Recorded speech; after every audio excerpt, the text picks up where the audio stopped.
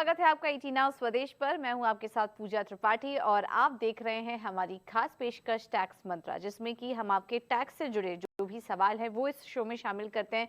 जो उलझने हैं आपकी वो सुलझाने की कोशिश करते हैं, वो भी आसान भाषा में। और अगर ऐसे में आपके भी कुछ सवाल हैं तो सवाल पूछने का तरीका बेहद ही आसान है। हमारी एक मेल आईडी आपकी स्क्रीन पर फ्लैश होती रहेगी, फोन नंबर भी है हमारा, उस पर आप अपने सवाल चाहे तो हमें व्हाट्सएप कीजिए या फिर आप अपने सवाल हमें SMS भी कर सकते हैं। तो चलिए, तरीका तो बेहद ही आसान है, वो तो आपको समझा दिया गया है। लेकिन आज हम जिस टॉपिक पर बात करने वाले हैं वो भी काफ़ी इंटरेस्टिंग है, क्योंकि अभी एक आंकड़े के मुताबिक हमने देखा कि इस बार इस असेसमेंट ईयर के लिए जो कुल ITR फाइल हुई है वो करीब 6.5 करोड़ के आसपास हुई है, जो कि पिछले साल के मुकाबले तो ज़्यादा है। लेकिन क्या ये प्रॉपर है, मतलब क्या ये पर्याप्त है? जितने की ITR फाइलिंग इस बार देखने को मिल रही है वो हम एक्सपर्ट से समझने की कोशिश करेंगे। लेकिन इसी के साथ ही साथ ये भी जानने की कोशिश करेंगे कि अगर अभी तक आपने ITR फाइल नहीं किया है तो फिर अब आप क्या कर सकते हैं, या फिर क्या पेनाल्टी आपको देनी पड़ सकती है। और इसी के साथ ही साथ आप में से बहुत सारे लोग अपने रिफंड का भी इंतजार कर रहे होंगे, तो अगर अभी वो भी अटका हुआ और अभी तक नहीं मिला है तो वो किस वजह से अटका है, किस कारण से अटका है, ये भी आज हम समझने की कोशिश करेंगे, सो दैट आप जो इंतजार कर रहे हैं अभी तक उसमें आपको ज्यादा टेंशन ना हो। तो टेंशन फ्री होके आप इस शो को देखिए, समझने की कोशिश करिए कि क्या क्या प्रोसेस है जो कि आपको फॉलो करने की जरूरत है। और इसमें हमारी मदद करने के लिए आज जुड़ गए हैं जाने माने टैक्स एक्सपर्ट और CA Sunil Garg ji. Sunil ji, thank you so much 18 hours Swadesh को समय देने के लिए। और जैसा कि हम शो की शुरुआत में बात कर रहे थे कि इस बार की जो कुल ITR जो फाइल हुए हैं वो करीब 6.5 करोड़ के आसपास हुए हैं। ये आंकड़ा आपको कैसा लग रहा है? इसका एनालिसिस आपने कैसा किया? क्योंकि क्या ये पर्याप्त है या इससे ज्यादा लोग, एक बड़ा तबका अभी भी बचा हुआ है ITR फाइल करने के लिए? आपको क्या लग रहा है? और इसके बाद अगला सवाल मेरा यही होगा इससे जुड़ा कि अभी भी जिसने ITR फाइल नहीं किया है वो अब क्या करें? पूजा, सबसे पहले तो अपने दर्शकों को आने वाले स्वतंत्रता दिवस की बहुत बहुत बधाइयां। और जैसे कि हमारे माननीय प्रधानमंत्री जी ने आह्वान किया है देश की जनता से कि हर घर तिरंगा अभियान में बढ़ चढ़कर हिस्सा लें, तो मैं भी अपने दर्शकों से गुजारिश करूंगा कि आप भी हर घर तिरंगा अभियान में बढ़ चढ़कर हिस्सा लें और अपने घर को तिरंगा लगाएं। अच्छी खबर यह है, जैसे आपने बताया, कि इस बार रिकॉर्ड तोड़ रिटर्न फाइल हुई है। सही आंकड़ा है 6.77 करोड़, 6 करोड़ जी। 77 लाख रिटर्न फाइल हो गई है 31 जुलाई तक। और कोई डेट नहीं बढ़ाई माननीय वित्त मंत्री जी ने, कोई ग्लिचेस नहीं आए, तो ये भी एक बहुत बड़ी उपलब्धि है वित्त मंत्रालय के लिए। अब सवाल ये उठता है कि क्या रिटर्न्स प्रॉपर हैं, सही हैं, या और होना चाहिए। देखिए, इस बार 53 लाख नए टैक्स पेयर जुड़े हैं, ये भी एक उपलब्धि है, मगर फिर भी दूर है, क्योंकि हमारी आबादी है 140 करोड़ और उस हिसाब से अभी रिटर्न का आंकड़ा कम है। और मुझे लगता है जैसे दायरा सरकार बढ़ाती जा रही है, जैसे नजर रख रही है, ये आने वाले टाइम में दायरा दायरा भी बढ़ेगा और टैक्स भी बढ़ेगा। जहां तक सवाल है रिटर्न भरने का, रिटर्न छूट गई है तो समझ लीजिए 31 जुलाई वाली जो ट्रेन है वो आपकी निकल चुकी है। मगर घबराइए मत, अभी 5 ट्रेन आनी बाकी है, यानी सरकार ने आपको भी 5 महीने का टाइम और दिया है, 31 दिसंबर तक बिलेटेड रिटर्न भरने का। आप बिलेटेड रिटर्न भर सकते हैं, पर चूंकि पता है कि जनरल ट्रेन निकल गई, अब तो एक्सप्रेस ट्रेन है, तो उसमें कुछ बंदिशें हैं, उसमें कुछ पेनल्टी है। और सबसे बड़ी पेनल्टी क्या है कि अगर आपकी इनकम 5 लाख रुपए से ज्यादा है पूजा, तो आपको 5,000 रुपए का पेनल्टी देनी होगी। 5 लाख से कम वाली आय को सरकार ने थोड़ा सा सहूलियत दी है, और पेनल्टी की अमाउंट है केवल 1,000 रुपए। लेकिन साथ साथ आपको पता होगा हर महीने ब्याज बढ़ जाएगा आपका, जो भी आपका टैक्स पेएबल है उस पर 12% पर एनम, यानी 1% पर मंथ के हिसाब से। 1 लाख रुपए का टैक्स पेएबल है, हर महीने 1,000 रुपए का आपको नुकसान है। तो जितनी जल्दी हो सके, अगस्त चल रहा है, आप अगस्त में ही रिटर्न भर दीजिए। अगले महीने भरेंगे तो आपको 2 महीने का ब्याज देना पड़ेगा। और तीसरा ओके। नुकसान जो होता है होगा कि आप लॉस को कैरी फॉरवर्ड नहीं कर पाते हैं। इस बातों का ध्यान रखिए। बिल्कुल, तो अगर अभी तक आपने नहीं करा है, 31 दिसंबर तक समय ज़रूर है आपके पास, लेकिन वहाँ तक का भी आप इंतज़ार मत करिए। आप अभी भी रिटर्न फाइल कर सकते हैं, सो दैट ज़्यादा इंटरेस्ट देने से और पेनल्टी देने से आप बच सकते हैं। तो अभी भी नहीं किया है तो देर नहीं हुई है, 31 दिसंबर अभी भी लास्ट डेट है, उसका ध्यान रखिए।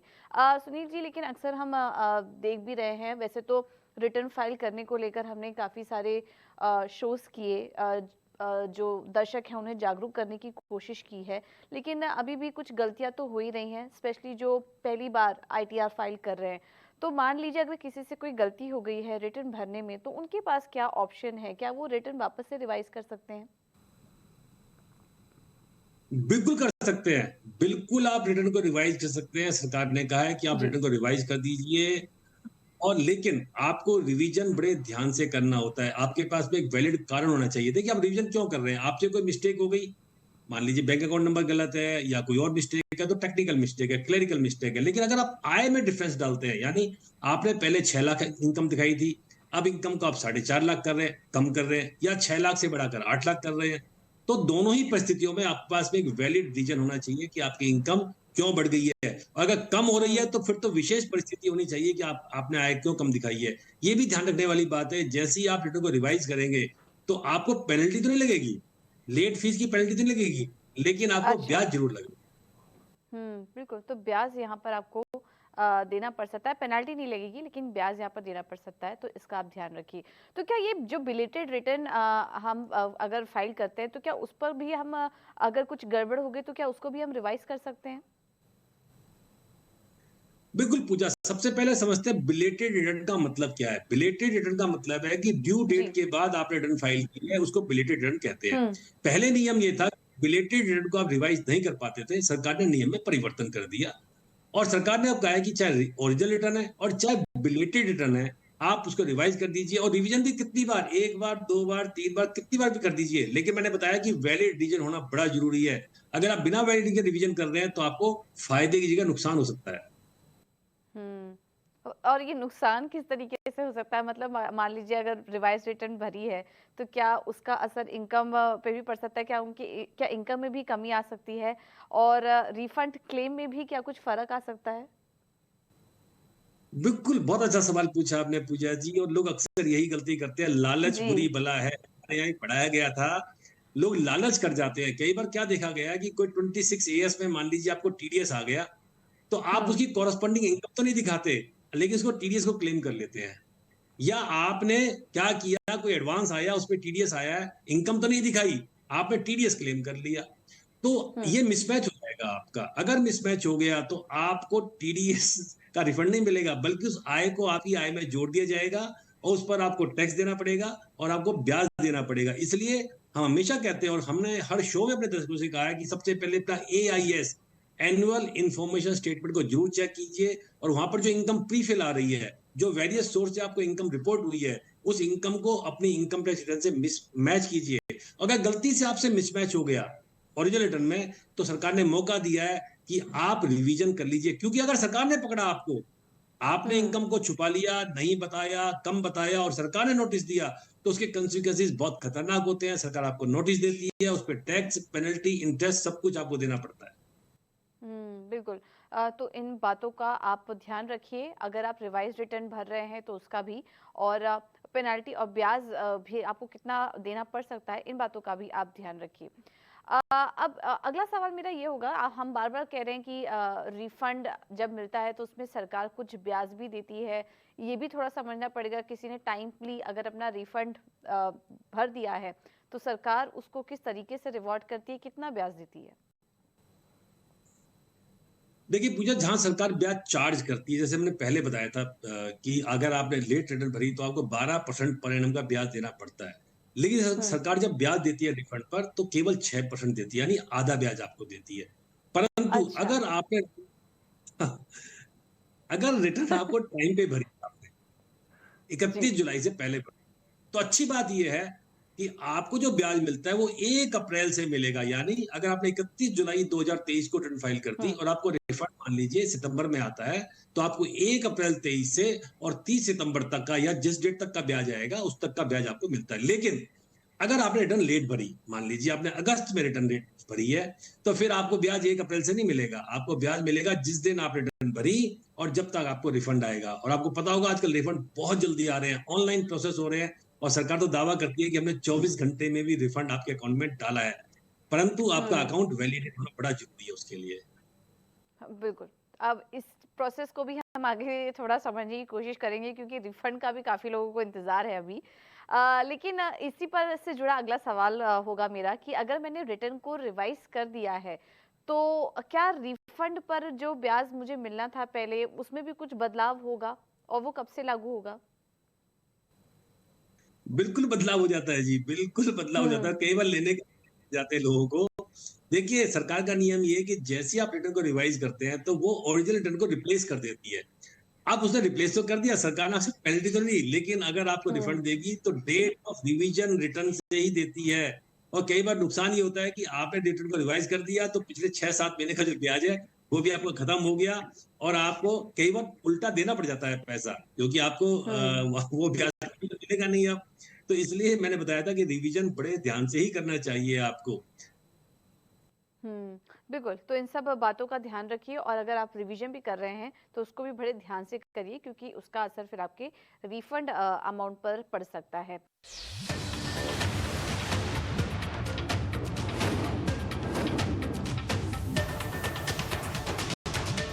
अभी जो ज़िक्र आपने किया सुनील जी इस अभी काफ़ी लोगों को रिफंड आपने कहा कि टाइमली आ चुका है। लेकिन आज ही मैं एक खबर पढ़ रही थी और पिछले काफ़ी समय से न्यूज़पेपर में रिपोर्ट्स आ रही हैं कि काफ़ी लोगों को रिफंड नहीं मिला है, वेट कर रहे हैं।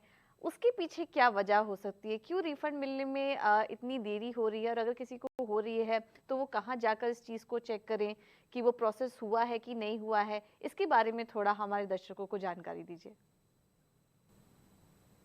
पूजा सरकार ने प्रोसेस को बड़ा सिंप्लीफाई कर दिया। आप अपने इनकम टैक्स के पोर्टल पे चले जाइए और अपना स्टेटस देख सकते हैं कि रिफंड इशू हुआ, रिटर्न प्रोसेस हुई, नहीं हुई, इशू हुआ तो कब हुआ। और आपने सही कहा, बहुत सारे लोगों को रिफंड नहीं आ रहा है, हुँ, जबकि पोर्टल दिखाता है कि हमने इशू भी कर दिया। उसके बहुत सारे कारण हैं। सबसे बड़ा कारण है आपका बैंक अकाउंट का वैलिडेट नहीं होना। कई बार अच्छा। आपने अकाउंट को वैलिडेट नहीं किया, आपका बैंक से आपका पैन से लिंक तो है, लेकिन आपको एक वैलिडेट करना होता है ओटीपी कोड से। अगर आपने उसको वैलिडेट नहीं किया है तो अल्टीमेटली, क्योंकि ऑनलाइन रिफंड आना है, आपके अकाउंट में आना है, तो उसको वैलिडेट करवाना बड़ा जरूरी है। पहली बात तो आप मान लीजिए। दूसरी बात, कई बार लोग क्या करते हैं, अपना बैंक अकाउंट चेंज कर देते हैं। बैंक अकाउंट आपने बंद कर दिया, दूसरा अकाउंट आपने डाला नहीं, या सारे अकाउंट्स को रिपोर्ट नहीं किया। देखिए, एक बात ध्यान रखिए, नियम ये कहता है कि जितने भी बैंक अकाउंट आप मेंटेन करते हैं, 1, 2, 5, 10, 15, सबकी रिपोर्टिंग होना बड़ा जरूरी है। और दो बड़े टेक्निकल कारण हैं जिसके कारण से आम जो टैक्स पेयर है वो समझ नहीं पाता कि मेरा रिफंड आखिर जा खा रहा है। सबसे बड़ा जो कारण है, अगर आपकी रिटर्न डिफेक्टिव हो गई। कई बार क्या होता है, आपने रिटर्न फाइल कर दी और आप रिटर्न फाइल करने के बाद भूल जाते हैं कि बस मेरा काम हो गया, मैंने वेरीफाई कर दिया, काम खत्म। ऐसा नहीं है जी। आपको रिटर्न फाइल करने के बाद उसको फॉलो अप भी करना है, एक बार जाना है पोर्टल पे, देखना है कि क्या हुआ मेरी रिटर्न का, कोई डिमांड तो नहीं निकल गई, डिफेक्टिव तो नहीं है। और डिफेक्टिव रिटर्न अगर आपकी हो गई तो समझ लीजिए सरकार मानती है कि रिटर्न आपने कभी भरी नहीं थी। और तीसरा कारण हुँ, होता है हमेशा कि कई बार बहुत पुराना कोई डिमांड आपका निकाल दिया, मान लीजिए 2015-16 का डिमांड आपका निकल गया, 1 लाख रुपए का। तो जब तक आपके अगले रिफंड्स उसमें एडजस्ट होते चले जाते हैं, जब तक वो 1 लाख पूरा नहीं करती सरकार अपना। तो कई बार लोगों को पता नहीं होता कि हमारा पुराना कोई डिमांड है, और वो पुराना अच्छा। डिमांड केवल गलती से होता है। तो ये भी ध्यान रखिए कि कोई पुराना डिमांड है तो उसको रेक्टिफाई करवाइए, पोर्टल पर जाइए, उसको समझिए कि मेरा डिमांड क्यों आई है, और उसको रेक्टिफाई करवा लीजिए, तो आपका रिफंड आपके अकाउंट में आ जाएगा और ब्याज समेत आएगा। बिल्कुल, तो कुल मिला के मतलब ये है कि अगर आपने रिटर्न फाइल कर दिया है, तो काम वहीं खत्म नहीं हुआ। अभी तक अगर रिफंड नहीं आया है, तो आपको खुद जाकर ये चेक करने की ज़रूरत है कि पोर्टल में कोई गड़बड़ तो नहीं हो गई, आपने जहाँ पर रिटर्न फाइल किया वो डिफेक्ट तो नहीं हुआ, जैसा कि सुनील जी भी बता रहे थे। और अगर उसको वो कहाँ वहाँ पर कुछ एरर आ गया है या फिर आपका बैंक अकाउंट अपडेटेड नहीं है, तो उससे जुड़ी जो भी चीज़ें हैं, पहले आपको वो ठीक करने की ज़रूरत है। उसके बाद आपका रिफंड आसानी से आ सकता है। तो जिन्होंने अभी तक नहीं किया, पोर्टल में जाकर आप एक बार चेक कर लीजिए। इसी से जुड़ा अगला सवाल होगा मेरा सुनील जी, अगर रिटर्न फाइल करने के बाद काफ़ी सारे लोगों को नोटिस भी आ रहे हैं और इससे जुड़ी भी काफ़ी सारी खबरें हम पढ़ते रहते हैं। इसके पीछे क्या कारण है? क्यों इतने नोटिस आ रहे हैं और अगर नोटिस आ जाए तो उसके बाद क्या करें? देखिए, दो कारण है। नोटिस भी दो तरीके के हुँ, होते हैं। एक होता है इंटीमेशन, मियर इंटीमेशन, धारा 143(1)(a)। एक ये मैंडेटरी नियम हो गया है, लोग इससे भी घबरा जाते हैं कई बार। जैसे ही आप रिटर्न फाइल करते हैं अपनी, तो जब वो प्रोसेस करती है सरकार, प्रोसेस करती है कि जो आपने डाटा दिया और जो डाटा हमारे पास है वो ठीक है, आपने रिटर्न सही फाइल की है, टैक्स सही पे किया है, रिफंड सही क्लेम किया है, तो आपको एक इंटीमेशन आती है। हुँ, उसको नोटिस नहीं कहते, वो इंटीमेशन है। लेकिन उस इंटीमेशन के जरिए सरकार डिसाइड करती है कि आपका रिफंड बनता है या डिमांड बनती है। अगर आपने तो अच्छा। रिफंड क्लेम किया और आपकी डिमांड बन गई, तो पहले देखिए हम्म। कि आखिर सरकार ने जो कैलकुलेशन की आयकर विभाग ने और आपकी कैलकुलेशन में क्या फर्क था, तो आप उसको ऑनलाइन रेक्टिफाई करवा लीजिए। दूसरा कारण होता है जो रेगुलर नोटिस आते हैं, जिसको हम स्क्रूटनी नोटिस कहते हैं। अगर आपकी इनकम में कोई मिसमैच है, आपने कोई इनकम छुपा ली, आपने एआईएस की इनकम आपकी आ रही थी और आपने नहीं बताई, म्यूचुअल फंड आपने बेच दिए, कैपिटल गेन कर लिया, इंटरेस्ट की इनकम छुपा ली, और आजकल आपने पढ़ा होगा न्यूज आइटम आ रहा है मूनलाइट इनकम, जैसे बहुत सारे एम्प्लॉय जो पार्ट टाइम काम करते हैं वो अपनी इनकम को नहीं दिखाते हैं, तो बड़े नोटिस सरकार ने भेजे हैं उनको, बड़े नोटिस भेजे हैं मूनलाइट वालों को। तो उसमें आपको रेगुलर असेसमेंट करनी होती है, सरकार डिसाइड करती है, आयकर अधिकारी डिसाइड करता है कि आपकी वास्तविक आय क्या है, उस पर टैक्स क्या बनता है। बिल्कुल। तो इस इन सब बातों का ध्यान दीजिए सर। इनकम टैक्स विभाग की तरफ से कभी कभार डिमांड नोटिस भी आपको मिल सकता है, वो किस वजह से मिलता है, उसके बाद क्या करना चाहिए, ये अभी हमने समझने की कोशिश की है। चलिए, बहुत सारे सवालों के जरिए हमने इस चीज़ को समझने की कोशिश की कि अगर अभी तक आईटीआर फाइल आपने नहीं किया है तो फिर क्या प्रोसेस है, रिफंड अटक रहा है तो उसको लेकर क्या करना चाहिए, ये सारी चीज़ें हमने आज के शो में समझने की कोशिश की। लेकिन उसके बाद भी अगर आपकी कुछ क्वेरीज हैं तो आप हमसे जुड़ सकते हैं, हमसे पूछ सकते हैं। और हमें कुछ दर्शकों के सवाल भी आए हैं इस बीच। कानपुर से पवन पांडे जी ने सवाल भेजा है और सुनील जी का कहना है कि इन्हें 25 जून 2023 को इन्होंने रिटर्न फाइल की थी। इन्हें डिफेक्टिव रिटर्न का नोटिस आ गया है और अब समझ में नहीं आ रहा है क्या करूं, और मैं इसको रिवाइज भी कर सकता हूं, चूंकि मैंने हाउसिंग लोन की छूट लेना यहाँ पर ये भूल गए थे। ये किस वजह से हो सकता है कि इनको ऑफ कोर्स आपने अभी एआईएस की भी बात की, जिसको कि चेक करना काफ़ी ज़रूरी है, वहाँ पर कुछ अलग एंट्री हो सकती है, उसको भी रेक्टिफाई करना ज़रूरी है। लेकिन इनसे तो चूक हो गई बहुत बड़ी, इन्होंने हाउसिंग लोन के बारे में जानकारी नहीं दी, इस कारण डिफेक्टिव रिटर्न का नोटिस इन्हें आ गया। अब इनके पास क्या ऑप्शन है? इस सवाल में दो सवाल छुपे हुए हैं पूजा। नंबर वन, आपका रिटर्न डिफेक्टिव हुआ, उसका कारण क्या है? आप देखिए कि आपने कोई फॉर्म गलत चुन लिया है या आपने कोई इन्फॉर्मेशन नहीं ओके। दी है। क्योंकि जब डिफेक्टिव रिटर्न करता है आयकर अधिकारी तो आपको एक रीजन बताता है। अपने पोर्टल पर जाइए, उसको लॉग इन कीजिए, वहां पे लिखा होगा डिफेक्टिव रिटर्न और सबमिट रिप्लाई का आपको ऑप्शन आती है कि आप रिप्लाई सबमिट कर दीजिए, रीजन आपको बताते हैं। आयकर अधिनियम ये कहता है कि अगर आपका रिटर्न डिफेक्टिव है तो सरकार ये मानती है कि आपने वो रिटर्न कभी फाइल ही नहीं किया, आप नॉन फाइलर बन जाते हैं। इसलिए पहले उस डिफेक्ट को दूर कीजिए। जब डिफेक्ट दूर हो जाए तो अपने रिटर्न को रिवाइज कर सकते हैं। आप डिफेक्टिव रिटर्न को सीधा रिवाइज नहीं कर सकते, क्योंकि वो जो रिटर्न है वो तो नॉन एग्जिस्टेंस में है, वो कभी फाइल ही नहीं हुई है। तो पहले डिफेक्ट दूर कीजिए और फिर रिवीजन आपको करना पड़ेगा। ठीक है। तो ये रहा आपके लिए। अगला सवाल हमें आया है ईमेल के द्वारा, सुकांत शर्मा जी का, मुंबई से हैं ये। ये एक सीनियर सिटीजन है और इनकी बैंक में फिक्स डिपॉजिट है जिसमें इनको ब्याज मिलता है और बैंक टीडीएस काट लेता है। ये पिछले 10 सालों से रिटर्न नहीं भरी है इन्होंने, और किसी ने इनको बताया कि वो पिछले 2 साल की अपडेटेड रिटर्न भर सकते हैं और रिफंड भी क्लेम कर सकते हैं। अभी जानना चाह रहे क्या ये कर सकते हैं, क्योंकि 10 सालों से इन्होंने रिटर्न फाइल नहीं किया है। ऐसे काफ़ी दर्शक होंगे हमारे, स्पेशली सीनियर सिटीजन, जिनको ये समस्या आ रही होगी। उनकी भी मदद हो जाएगी सुकांत जी की तरह।